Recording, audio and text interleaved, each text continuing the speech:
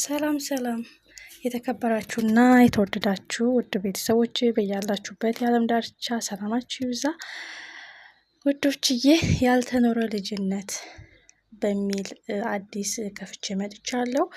ብዙዎቻችሁ የምታውቁኝ በተለያየ ስም ነው። ስለዚህ አንዳንዴ ተስፋ ባለመቁረጥ በራሴ ጋር በመታገል አዲስ ጀምሬያለሁ። እንደምታበረታቱኝና የተሻለ እንደምሰራበት የተሻለ እንደምደርስ ተስፋ አደርጋለሁኝ። አንዳንድ ጊዜ በህይወት የተሻለ ነገር ሊመጣ ሲል ፈተና ይበዛል፣ ጉልበት እንዳንጨምር ወይም ህይወታችን ላይ ተስፋ እንድንቆርጥ ያደርገናል ማለት ነው ዩቲዩብ። ስለዚህ ውዶች እኔ በአዲስ መጥቻለሁ፣ አበረታቱኝ።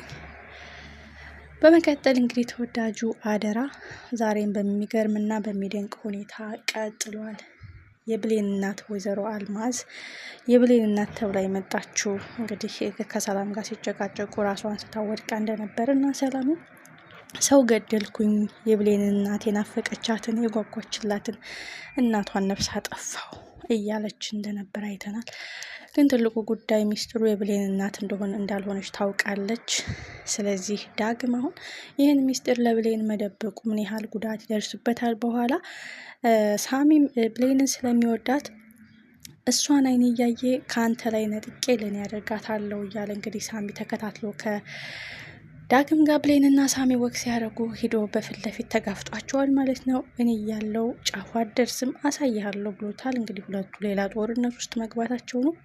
ስለዚህ ዳግም ካሁን በኋላ ሲስተሙን የያዘባቸውን ፍላሽ የያዘባቸውን ቪዲዮ ተጠቅሞ እናቱ በኃይሉንም ሊያጠምዳቸው ይችላል ማለት ነው። በእርግጥ የብሌን እናት የተባለችው ወይዘሮ ገነት ብሌንን ትታት እንደሄደች ነው እንጂ የምታውቀው ሞተችም አለችም የሚለውን ነገር አታውቅም። ስለዚህ በህይወት መኖሯን የሚያውቁት አቶ በኃይሉና ቃል ናቸው። ቃልና አቶ በኃይሉ እንግዲህ ሽቶ ሊቀቧት ሲገቡ ነው እንግዲህ የሞተችውን ሴትዮ ሬሳ አስክሬኗን ለመቀባት ሲገቡ ሬሳው ተነስቶ እንግዲህ ምን አርጌ ነው የሁሉ የቃል ጥፋት ነው የኔ አይደለም፣ እኔ በትክክል ስራዬን እየሰራው ነበር በማለት እያሉ ነው እንግዲህ ከሞተችው ወደ አልሞተችው ሳይሆን እንደ ሞች መቁጠር አለባት፣ ሰላም እቅዳችን መፍረስ የለበትም በማለት እንግዲህ ሰላም የሞተች አስመስለው እንግዲህ ሲያወጥተው ወደ ሌላ ቦታ ሲወስዷት አይታለች። ስለዚህ ሰላም አሁን ከራሷ ጋር እየታገለች እና ከባድ ጸጸት ውስጥ ነው ያለችው ማለት ነው። ስለዚህ ውዶች አሁን ብሌን እናቷን ስለገደልኩባት እንደፈለገች መሆን ትችላለች፣ ሲጀመር ከአንቺ እሷ ናት ልጅ የምትመስለኝ ውስጥ የሚነግረኝ እያለች እንግዲህ ሰላምና ቃልም አሁን ተፋጠዋል። እንግዲህ ዳግምንም እንደቀረበችው እና እሷ የምትላትን እንዳልሰማች ስትሰማ ቃል ከሰላም ጋር ለማጋጨት እየሞከረች ነው።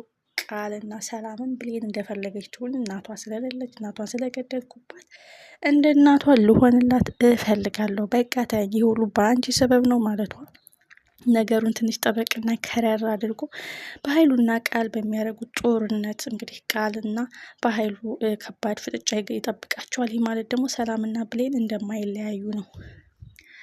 ስለዚህ ወይዘሮ ገነትም እትታይ ልትሄድ ነው ብላ ራሷን ልታጠፋ የነበረው ጉዳይም እንግዲህ ብሌን ደርሳ ትችሽ እንደማልሄድ ከአንቺ ማንም እንደማይበልጥብኝ በማለት አጽናንታታለች ማለት ነው።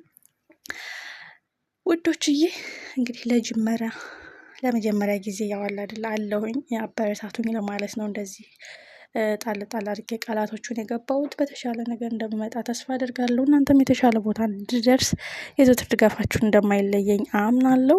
ቀጣይ ክፍል ምን ይፈጠራል እሱን ሁላችንም በጉጉት እንጠብቀዋለን። ሳሚና ዳግም ከባድ ፍጥጫ፣ ብሌንና ቃል ከባድ ግብግብ፣ ሰላም ከራሷ ጋር ከባድ የህሊና ጸጸት። ይሄ እውነታው መቼ ነው የሚወጣው? በጣም በጉጉት ሁላችንም እንጠብቀዋለን ማለት ነው።